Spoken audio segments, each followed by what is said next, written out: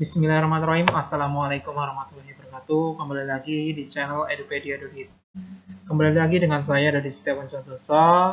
Pada kesempatan kali ini kita akan membahas mengenai salah satu materi yang ada di dalam bahasa Indonesia, khususnya bahasa Indonesia kelas 12. Pada pertemuan sebelumnya atau video sebelumnya kita sudah membahas juga mengenai tag editorial atau tajuk rencana, yang pada pembahasan video sebelumnya itu membahas mengenai mengidentifikasi informasi yang di dalamnya ada pengertian, kemudian ada jenis dari editorial itu sendiri yaitu fakta dan opini, dan juga ciri-ciri dari fakta opini, kemudian ciri-ciri tag editorial secara umum, kemudian ada sifat-sifat tag editorial, ada golongan pers dari editorial, ada juga mengenai pembahasan lain dari editorialisme itu sendiri, ya. Pada pertemuan kedua atau video lanjutan dari video sebelumnya ini kita membahas mengenai tag editorial atau tajuk rencana. Ini khusus membahas mengenai struktur dan kaidah kebahasaan yang nantinya akan kami tambahkan juga menganalisis atau contoh menganalisis dari struktur atau kaidah kebahasaan di dalam teks editorial yang nantinya akan kami tampilkan dalam video ini. Oke, sebelum kalian melihat atau memperdengarkan dari pembahasan yang kami sampaikan, kalian jangan lupa like, komen, dan subscribe video atau channel ini supaya nantinya kami akan terus termotivasi untuk memberikan atau membuat video pendidikan yang lebih baik lagi. Oke, lanjut ke pembahasan inti mengenai pembahasan video kali ini. Sebelum kita membahas, ada baiknya kita mereview ulang dari pengertian tag editorial supaya nantinya kita lebih mengenal mengenai apa yang dibahas dalam video ini. Pengertian dari tag editorial yaitu tulisan yang berisi kupasan masalah yang aktual atau yang baru saja terjadi. Jadi, tulisan yang ada atau informasi yang ada di dalam editorial itu adalah masalah yang baru saja terjadi dan juga masalah yang sudah lama tapi masih menjadi perbincangan di dalam masyarakat. Jadi, kedua aspek ini bisa menjadi isi dalam tag editorial yang nantinya menjadi pemberitaan yang baru dan hangat. Kemudian, oleh karena itu, pembaca sering menjadikan editorial ini menjadi tolak ukur dalam penilaian surat kabar, ya. Tolak ukur kualitas dari surat kabar, ya. Nah, di video sebelumnya kita sudah membahas mengenai isi atau informasi yang disampaikan bahwa isinya ini mengenai berita yang aktual atau masalah yang aktual, tetapi skalanya adalah skala yang nasional, ya. Itu perlu dipahami. Dan juga di dalam tag editorial itu ada yang fakta dan juga ada editorial yang opini. Itu juga perlu untuk dipahami. Kemudian kita pembahasan yang selanjutnya, langsung pembahasan inti mengenai struktur dalam tag editorial atau tajuk rencana.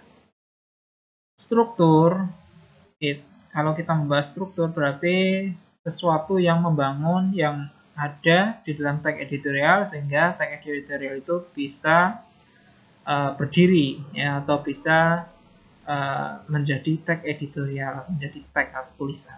Jadi strukturnya yang pertama adalah pengantar, ya. Pengantar ini merupakan bagian yang diawali dengan penjelasan atau isu atau kontroversi yang dipaparkan dalam bentuk pertanyaan, ya, dalam bentuk pertanyaan 5W plus 1H atau adiksimba, yaitu adiksimba A-nya apa, ya, berarti tentang apapun itu. Kemudian D-nya di mana, ya, di mana kejadian atau masalah itu. Kemudian K-nya kapan, ya, kapan kejadian itu atau masalah itu. C-nya siapa yang terlibat di dalam masalah itu. M-nya mengapa, ya, mengapa bisa terjadi masalah itu dan bagaimana masalah itu bisa terjadi. Nah, ini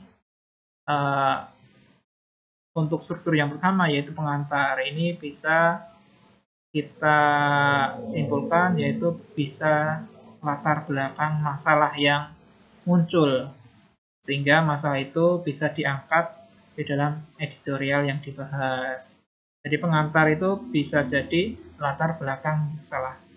Kemudian penjelasan objektif, ya.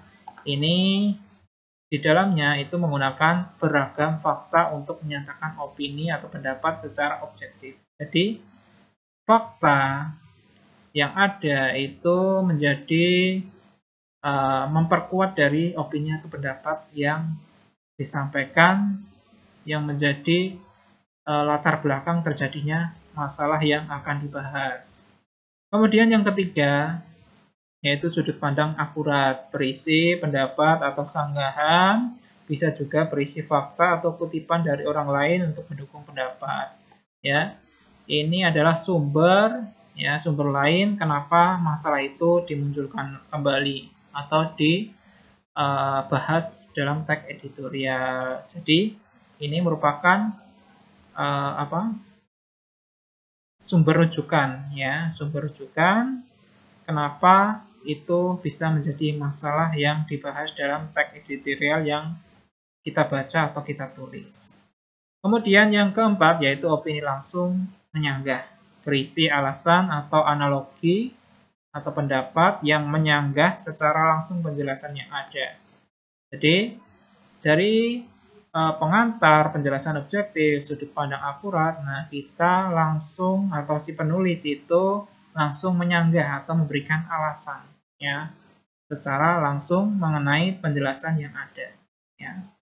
Itulah yang disebut opini langsung menyanggah. Kemudian opini profesional. Ini opini profesional itu pendapat yang diakhiri dengan pertanyaan retoris atau menggunakan kutipan yang dipercaya terkait dengan persoalan yang dijabarkan, ya. Opini atau pendapat itu yang dijabarkan pada struktur yang keempat tadi diakhiri dengan pertanyaan retoris atau pertanyaan yang menarik, ya, menarik para pembacanya untuk lebih percaya, lebih bertanya-tanya dengan apa yang dibahas dalam teks editorial, atau bisa juga kutipan-kutipan lain yang sudah dipercaya yang menjadi bahan tambahan atau fakta atau data tambahan supaya opini yang disampaikan itu ada dasarnya. Ya, bisa jadi ini adalah aturan-aturan, bisa, atau mungkin kejadian atau mungkin penelitian sebelumnya itu bisa menjadi opini profesional. Ya, jadi ini merupakan penambahan dasar-dasar ketika si penulis itu melakukan pendapat atau menyatakan pendapat. Kemudian yang keenam adalah solusi alternatif. Nah, ini berisi solusi atau pemecahan masalah terhadap persoalan yang dibahas.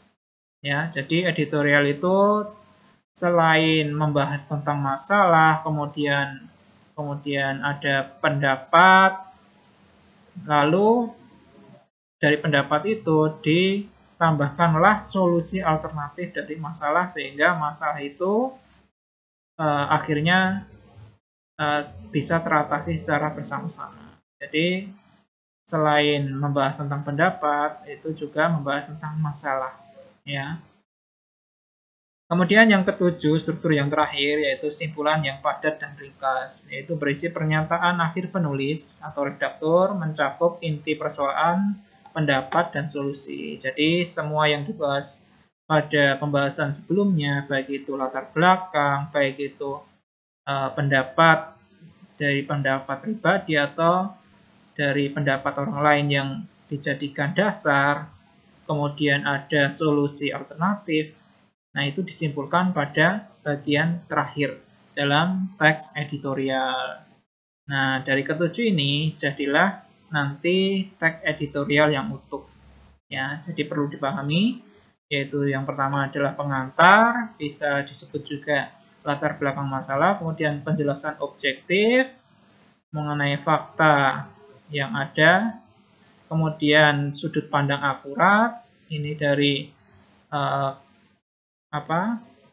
dari penulis yang lain, kemudian opini langsung menyangga, ini dari penulis sendiri, dan ada opini profesional, ini dasar dari opini si penulis, kemudian solusi alternatif, ini bisa dari si penulis, ya, mengenai masalah yang dibahas, kemudian disimpulkan secara padat dan ringkas. Itu semuanya dari ketujuh itu termasuk struktur dari tag editorial. Nah, dari ketujuh ini perlu kalian pahami betul supaya nantinya kalian paham mengenai apa yang dibahas atau struktur yang ada di dalam teks editorial atau tajuk rencana. Oke, saya harap paham dari ketujuh struktur teks editorial atau tajuk rencana. Kita lanjut ke kaidah kebahasaan yang dibahas di dalam teks editorial, ya. Tadi kita sudah memahami apa itu teks editorial atau tajuk rencana, yaitu tulisan yang membahas mengenai masalah yang aktual atau baru saja terjadi atau yang hangat di masyarakat, ya. Kaidah kebahasaan ini ada 8, ya. Menurut kami ini ada 8, ya. Yaitu yang pertama, sikap lembaga sesuai visi misi, ya. Nah, maksudnya yang pertama ini kaidah kebahasaan itu yang berupa pendapat tadi ini disesuaikan dengan dasar yang ada, yaitu sesuai visi misinya. Ya, jadi ketika kita menulis editorial, jangan hanya berpendapat saja tanpa ada dasar, tetapi harus kita mengutamakan yang ke satu ini, sikap lembaga sesuai visi misi, ya. Harus ada aturan. Kemudian yang kedua, nilai-nilai masyarakat, ya.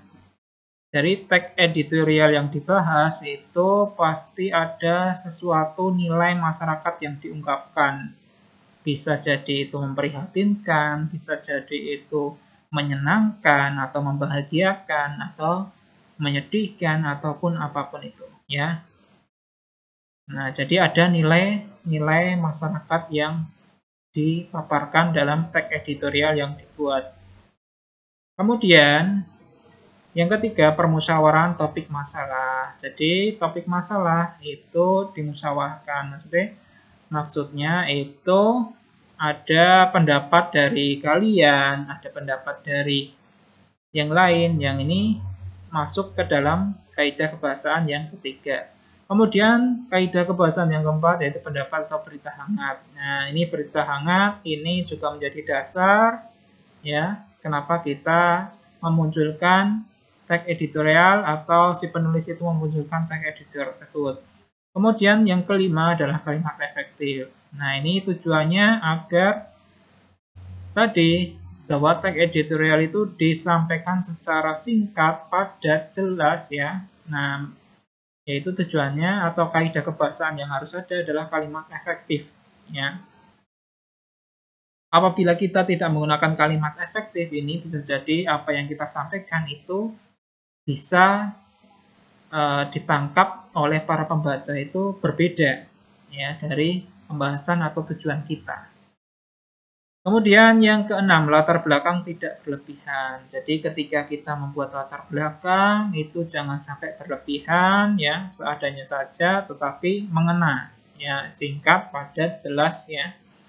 Kemudian menguasai permasalahan tertentu, ya. Ketika kita ingin memberikan pendapat dari masalah yang ada, ya, kita harus terlebih dahulu menguasai permasalahan tersebut, ya, atau menguasai hal yang lain supaya nantinya apa yang kita sampaikan dari masalah yang kita paparkan dari tag editorial atau penulis sampaikan dari tag editorial itu sesuai dan nantinya dari solusi yang disampaikan oleh penulis itu bisa logis, ya, bisa masuk akal, yang bisa jadi apa yang disampaikan itu bisa menjadi solusi yang terbaik untuk memecahkan masalah yang hangat diperbincangkan di masyarakat atau sesuatu masalah yang baru yang baru terjadi atau aktual ya. Jadi kaidah kebahasaan yang ketujuh ini yaitu seorang penulis harus menguasai masalah tertentu. Kemudian yang kedelapan, pemaparan editorial berpijak pada kebenaran ya. Semua apa yang dipaparkan itu pijakannya atau dasarnya adalah semua kebenaran ya. Walaupun itu sifatnya pendapat, tapi ketika seseorang atau redaktor atau penulis editorial atau pojok rencana itu menuliskan, itu ketika memberikan pendapat ini harus berpijak atau berdasarkan pada kebenaran yang ada atau aturan-aturan atau apapun itu, atau mungkin penelitian sebelumnya yang pernah dilakukan. Nah, itu bisa menjadi pijakan ya. Oke, itu kaidah kebahasaan dalam teks editorial. Ada 8, yaitu sikap lembaga sesuai visi misi, nilai-nilai masyarakat, permusyawaratan, topik masalah, pendapat, kemudian kalimat efektif, latar belakang tidak berlebihan, menguasai masalah, pemaparan editorial, berpijak pada kebenaran. Ya, oke, saya harap paham tentang pembahasan yang kami sampaikan. Ya. Kita lanjut ke pembahasan yang selanjutnya. Tadi kita sudah membahas mengenai struktur, ya. Kemudian kita membahas mengenai kaidah. Lalu yang selanjutnya kita membahas mengenai contoh ya, contoh teks editorial yang nantinya kita akan analisis secara bersama-sama dalam video ini ya. Jadi jangan lupa like, komen, dan subscribe video ini supaya nantinya kami dapat terus memberikan video-video yang bermanfaat untuk kalian. Oke, ini ada salah satu contoh teks editorial yang berjudul Ijazah Tak Cukup Lagi. Ya, ini saya ambil dari Kompas ya. Ya, koran Kompas. Selama ini jamak pandangan atau banyak pandangan masyarakat bahwa selembar kertas ijazah pendidikan tinggi, terutama bukti gelar sarjana, merupakan kunci utama untuk mendapatkan pekerjaan impian. Nah, kita lihat dari judulnya bahwa ijazah itu merupakan kunci utama untuk mencapai pekerjaan impian. Tapi di sini ada hal lain, bahwa ijazah itu tak cukup lagi. Ya, jadi ini bisa kita ambil intinya bahwa ijazah yang menjadi kunci utama itu tidak cukup lagi untuk mendapatkan pekerjaan impian. Ya, gejala ijazah pendidikan tinggi bukan jaminan mengantarkan ke dunia kerja, setidaknya tergambar pada data ya. Nah, ini ada datanya pada tahun data dari Badan Pusat Statistik tahun 2014 bahwa di Indonesia ada 9,5% atau hampir 700 orang dari total pengangguran yang merupakan alumni perguruan tinggi. Mereka memiliki ijazah diploma 3 atau ijazah strata 1 alias bergelar sarjana. Dari jumlah itu, jumlah pengangguran paling tinggi hampir 500 orang ya dari lulusan universitas yang bergelar sarjana. Jadi ini merupakan data untuk sebagai dasar ketika kita membuat latar belakang. Ya, dia ada datanya. Ketika nanti membuat teks editorial itu ada data yang memperkuat dari pendapat yang ada. Pengangguran terdidik itu baik ijazah diploma maupun strata meningkat dibandingkan tahun 2017 yang persentasenya pengangguran ya, bahwa pendidikan terdidik itu meningkat dari tahun ke tahun ya. Salah satu ahli ya, ini pendidikan tinggi ya, itu berpendapat bahwa terjadinya pengangguran itu disebabkan oleh beberapa faktor, kurangnya lapangan pekerjaan, pertumbuhan perguruan tinggi dan program studi yang begitu pesat, serta minimnya kompetensi para lulusan yang tidak sesuai dengan kompetensi dengan kebutuhan pengguna tenaga kerja. Jadi banyak sekali faktor kenapa ijazah itu tidak cukup lagi. Tetapi kompetensi yang harusnya dipegang oleh para sarjana itu juga penting ya. Faktor ketersediaan lapangan kerja merupakan hal kompleks tersendiri, antara lain terkait dengan ketersediaan investasi yang memadai untuk menyerap tenaga kerja dari lulusan. Nah, ini penyebab lainnya juga pengendalian mutu institusi pendidikan tinggi dan pembekalan kompetensi lulusan sebenarnya dapat dikendalikan ya. Jadi banyak sekali faktor ya. Kenapa ijazah itu tidak cukup lagi? Jangan sampai ya, ini merupakan pendapat ya dari penulis, ketika mencari pekerjaan, individu dalam usia produktif tidak memiliki keahlian tertentu sehingga dianggap tidak menarik bagi pencari kerja.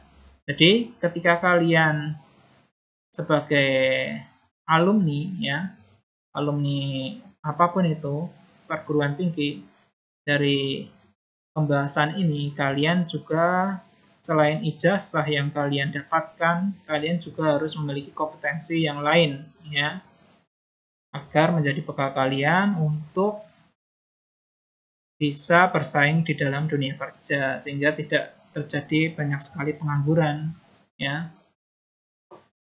Nah, kompetensi lulusan yang dibahas yaitu, nah di sini dengan KKNI ijazah bukan segalanya, berbekal kompetensi yang dimiliki seorang bisa memperoleh status setara dengan pemilik ijazah yang memperoleh ijazah lewat jenjang pendidikan.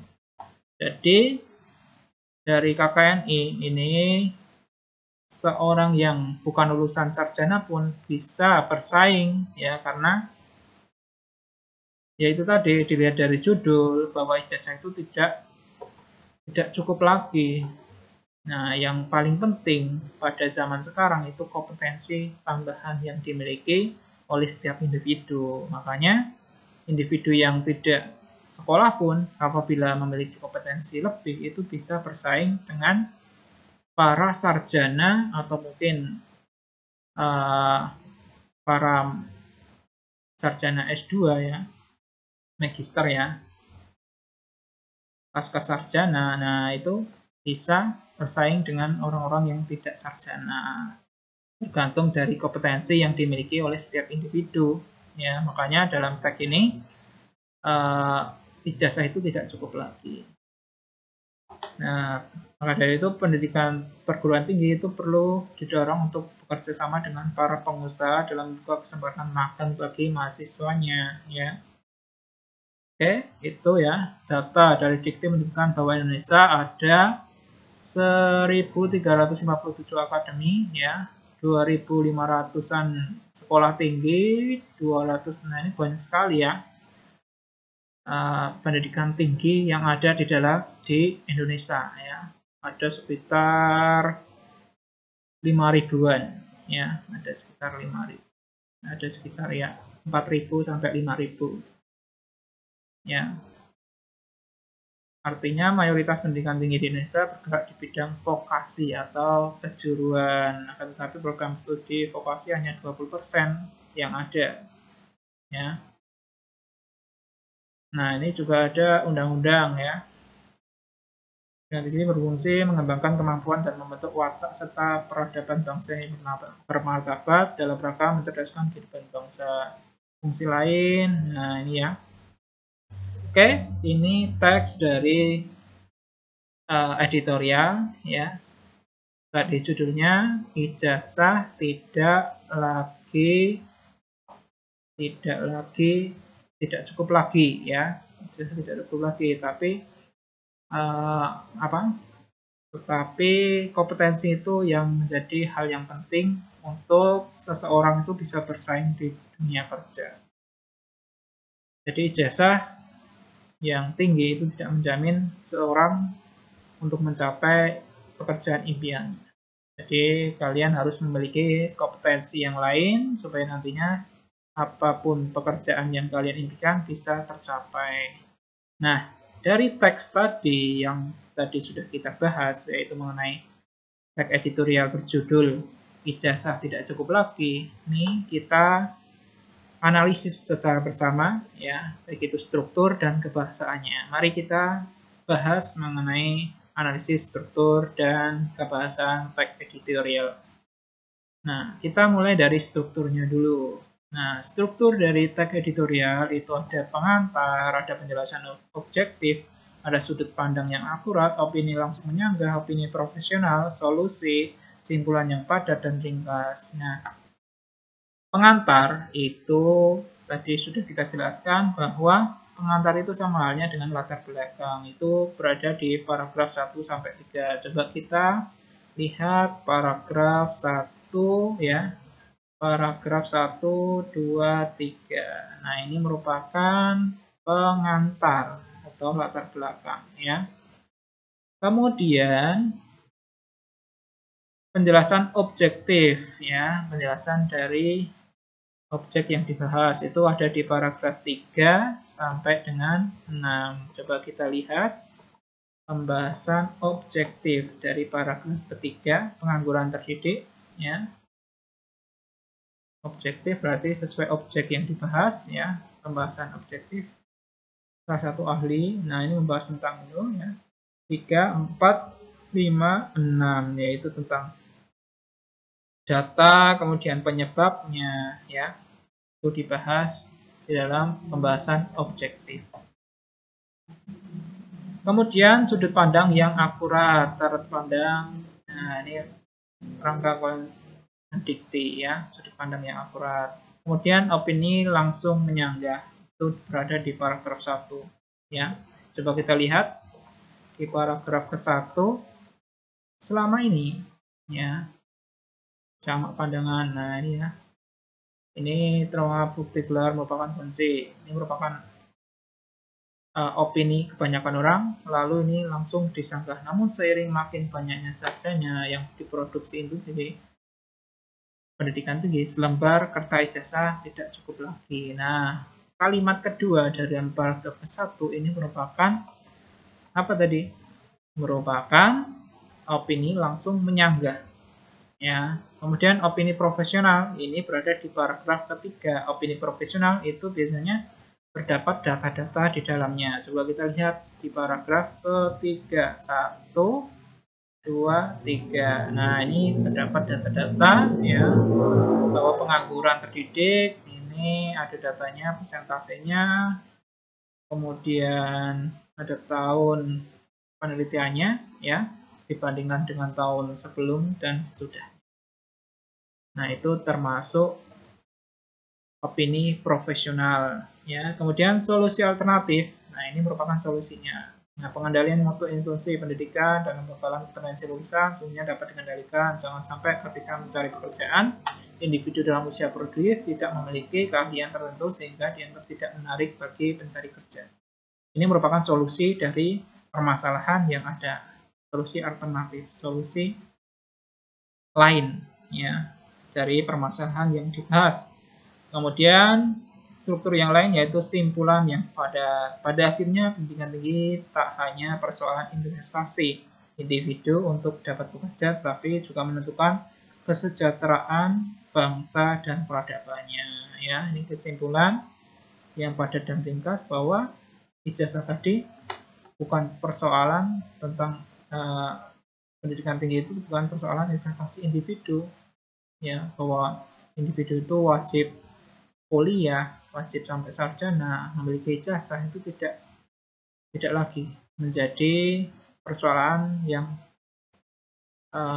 yang utama, tetapi untuk menentukan kesejahteraan bangsa dan peradabannya. Jadi kompetensi itu juga perlu ditanamkan kepada mahasiswa sehingga nanti ketika lulus bisa bersaing ya, dan perguruan tinggi pun harus memiliki kerjasama dengan para pengusaha sehingga tadi ada magang sehingga kompetensi para mahasiswa itu bisa terasah seperti itu. Oke, itu terkait dengan struktur teks. Kemudian kita bahas tentang kaidah kebahasaan ya. Kaidah kebahasaan yang pertama, sikap lembaga sesuai visi misi ya. Ini ya. Data dikti menyebut adapun mayoritas yang artinya mayoritas akan tetapi jumlah. Nah, ini visi misinya harus ada di dalam teksnya. Kemudian nilai-nilai tadi sudah dibahas, bisa membahagiakan, memprihatinkan. Nah, ini tentang memprihatinkan bahwa sarjana itu mencari ijazah itu tidak gampang ya, para sarjana, para mahasiswa dalam mencari ijazah S1 atau diploma itu tidak gampang ya, tetapi dalam kenyataannya ketika mereka memiliki ijazah, mencari pekerjaan tidak semudah yang dibayangkan ya. Nah, ini merupakan editorial atau pembahasan tentang memprihatinkan ya. Kemudian permusyawaratan topik masalah supaya jumlah penganggur sarjana berkurang, pemerintah perlu mendorong pengembangan pendidikan vokasi ya. Dari permusyawaratan berarti dari pembahasan topik itu solusinya seperti apa. Kemudian pendapat berita hangat, proses pendidikan di perguruan tinggi tidak sekedar mencetak tenaga kerja dan berorientasi pasar. Terdapat sisi dan fungsi penting lain yang menyertakan pendidikan termasuk yang bergerak pada bidang vokasi. Kemudian kalimat efektif ya, itu perlu dilakukan supaya pembaca itu memahami secara singkat, padat dan jelas dari berita atau editorial yang dibahas. Ya, ini pendidikan tinggi berfungsi apa ya? Fungsi lain apa ya, pendidikan tinggi juga berfungsi apa, kayak gitu ya, secara lebih rinci ya, dan menggunakan kalimat yang efektif ya.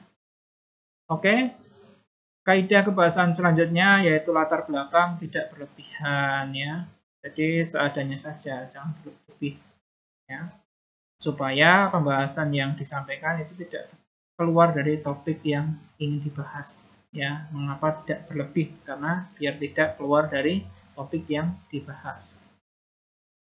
Jadi ini faktor yang terdiri dari antara lain investasi memadai, menyerap ya, penyebab lain, pengangguran kredit ya, itu data-datanya sebagai latar belakang masalah. Kemudian menguasai permasalahan tertentu, jadinya pengangguran disebabkan oleh berbagai faktor ya. Ini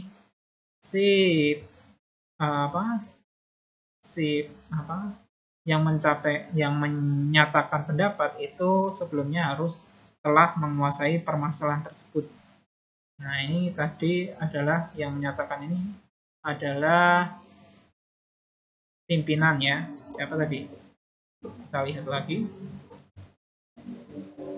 Nah, di sini ya. Salah satu ahli pendidikan tinggi ya, ahli pendidikan tinggi ini menyatakan bahwa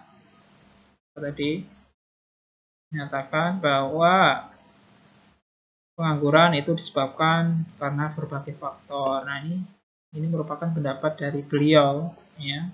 Kemudian pemaparan editorial berbicara pada kebenaran ya, ini ada data-data ya. Semua pendapat itu ada dasarnya. Ya. Kenapa ijazah itu tidak cukup lagi, yaitu ada dasarnya ya. Jadi semuanya berpijak pada kebenaran. Oke, itu tadi pembahasan mengenai struktur, kemudian kaidah kebahasaan, teks editorial, dan juga contoh teks editorial beserta pembahasan analisis struktur dan kaidah kebahasaan teks editorial. Oke, terima kasih telah menonton video ini. Jangan lupa like, comment, share, dan subscribe supaya nantinya kami lebih banyak membuat video-video yang bermanfaat sehingga dapat bermanfaat untuk kalian dan semua yang ingin mempelajari bahasa Indonesia secara lebih mendalam. Oke, terima kasih. Jangan lupa like, comment, dan subscribe video ini supaya nantinya video ini dapat bermanfaat untuk semua khalayak. Terima kasih. Sekian dari kami. Wassalamualaikum warahmatullahi wabarakatuh.